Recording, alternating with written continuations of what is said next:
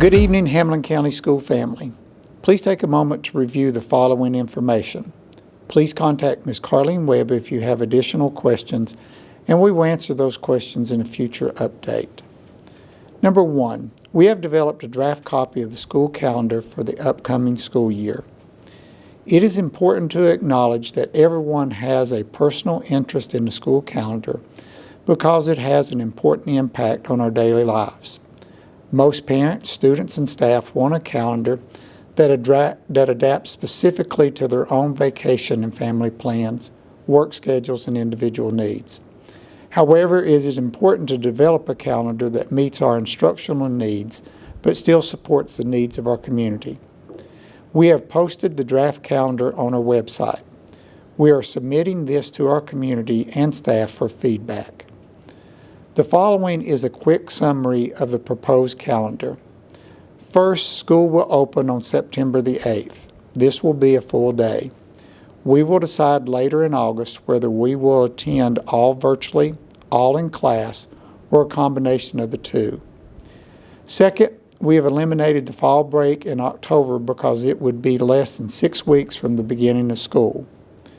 Third, we had to dismiss school on November the 3rd because this is an election day and many of our schools are used for voting locations. It is virtually impossible for us to have school during a national election.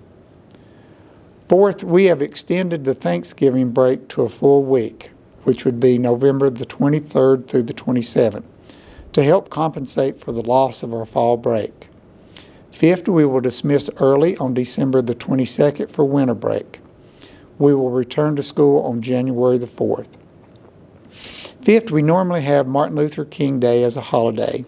However, this year we needed to be in school as much as possible to prevent extending our school on out into June. We will use this as a day of celebration and recognition of Dr. King. Sixth, our first semester will end on January the 22nd, which will provide 85 days in the first semester.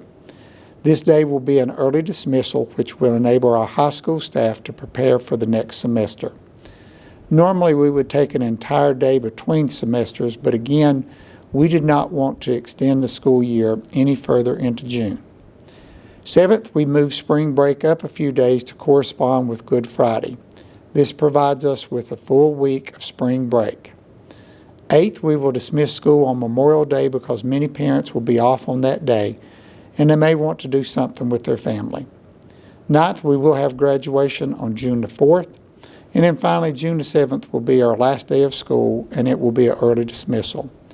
We still have 8 stockpile days for inclement weather in this calendar. You may email Ms. Carlene Webb and provide your thoughts, suggestions, and ideals. Please place school calendar in the subject line. We will submit the proposed calendar along with your ideals and suggestions to the Board of Education at our August meeting. We certainly do appreciate the feedback on the calendar.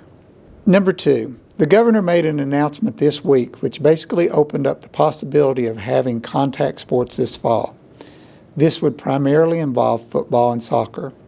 Unfortunately, this announcement did not address a wide range of safety concerns, which create a number of challenges for those who have to implement this decision. Virtually every superintendent across the state wants our student athletes to have the opportunity to participate in football and soccer. They have worked hard over the summer to be able to compete, and we want to give them those opportunities. However, there are a number of health issues associated with having contact sports, and we must ensure that our student athletes are safe before we have competitions. All the superintendents in East Tennessee have been meeting virtually every week since we closed school back in March to discuss a wide variety of issues and to develop solutions for problems that we face. We met earlier this week to discuss the governor's announcement and how we would deal with contact sports.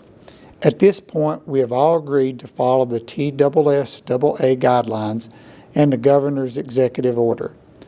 Basically, this allows our football and soccer teams to begin having actual contact and practice. To this point, the players have simply been conditioning and there was no contact. It is important to understand that this doesn't mean that we will have a full athletic season.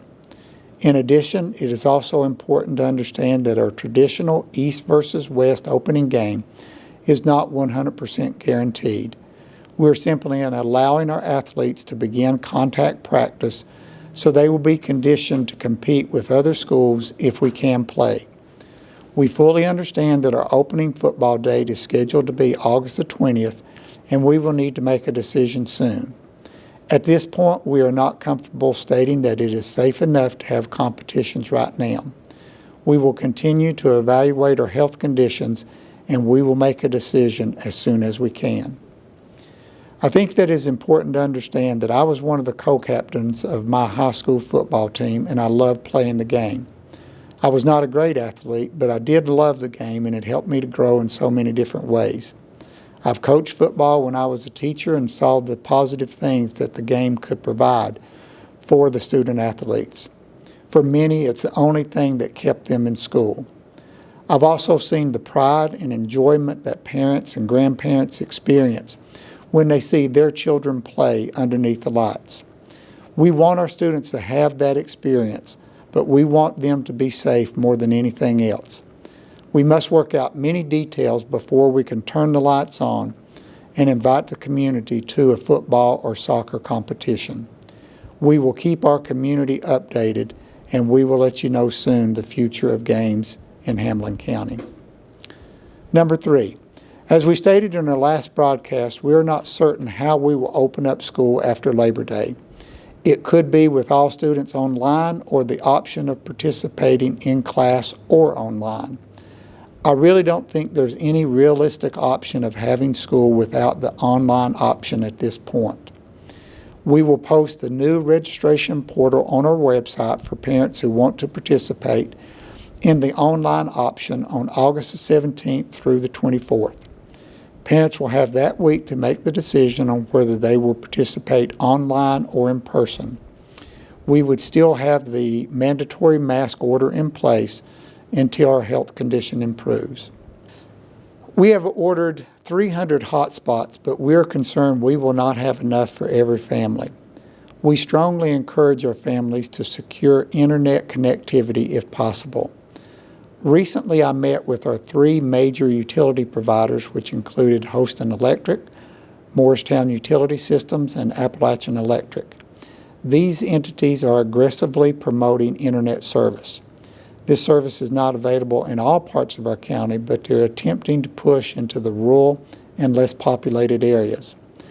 I was pleasantly surprised to learn that Houston Electric provided internet service in a rural part of the county where I live. I had looked at a number of internet options, and none of them were feasible because I live so far away from the main road and I had few close neighbors. However, installation was free and they had it installed within a week. It is important to understand that we're not endorsing any particular vendors, but parents may want to contact some of the utility companies if you still need internet service. You may also want to investigate the possibility of purchasing your own hotspot if the other options will not work. We will do all that we can for our parents to help with connectivity, but there will be limits on what we can do to help. Number 4, we have reopened our Extended School Program, or ESP, to help working parents return to the labor force. We believe that ESP will have smaller numbers in the classes and that we can create a safe working environment under these conditions. We will provide ESP for any parents who are currently working. We will only charge $10 a day for the month of August. This will include breakfast, lunch, and a snack.